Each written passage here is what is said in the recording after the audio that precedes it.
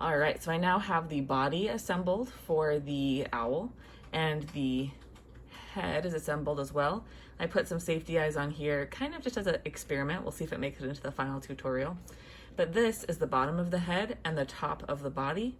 I put a little blue X kind of in the middle. You are welcome to mark however you would like. This will be hidden, so it doesn't really matter. I have a joint here, just a small, simple joint. And this is cross-stitch plastic. It's flexible, it's easy to sew through if you're going to be doing needle sculpting, so it's really just a good option. Slightly larger circle for the head. This just adds a little stability for the joint and the head. It makes it a little stronger. I'm going to fold it roughly in half, just give it a little clip with my scissors, just a small hole area, and then stick the joint through there. As you can see, it gives you a much larger, kind of more firm area. And then I'll, just to practice, make sure it's ready, do just like a little snip through here as well. Push the joint through for the bottom piece, and that is actually going to push up, as you can see a little bit right here, some of those edges. So it's easier to find that rough spot when you're going through the bottom of the body. So first, I'm going to make sure I have only a single layer, so no other head pieces there, and cut just, actually get my thread snips, just the smallest little hole right here in the fabric. Push the scissors through a little bit to make it a little bigger, but you want the smallest hole you can.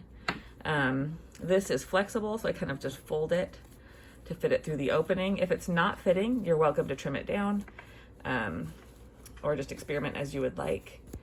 And then, as you can see here, is kind of the end of the joint, so I'm just pushing it over until I reach the hole it comes out. If you'd like to add some extra felt for reinforcement, you're welcome to do so, but I think the cross-stitch fabric, or the cross-stitch plastic, kind of does that job for you. So that now is the base of the head.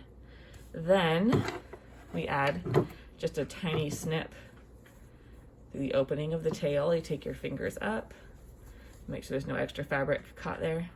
Tiny snip in the top of the head. Hold the top of the joint with your fingers. Push that through the fabric. You can kind of still see the bottom of that joint. Here is my other plastic piece. I'm going to push that on. As you can see, it's a little bit of a wrestling match to get all the pieces through the fabric and lined up, especially with this faux fur.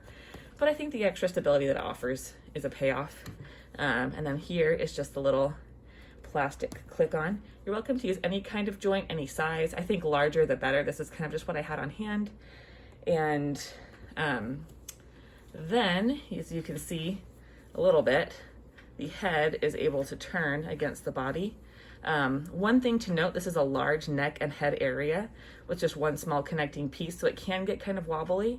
So the bigger the plastic you're able to put in, the better, and that will give it more stability. Also, if you have fur, the extra fluff will hold the head closer to the body as well, as opposed to like a quilting cotton fabric option.